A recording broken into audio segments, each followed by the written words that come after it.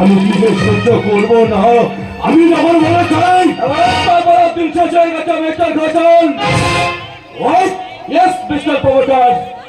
সামলালের অপহৃত বোন মিনুর লাশ আমি আজ উদ্ধার করে মিনুর পতাকালের লাশ। আর ওই রাস্তা আপনার ওই নতুন বাংলোর নদীর ঘাট থেকে আমরা উদ্ধার করেছি মিস্টার প্রমোটার বাবু।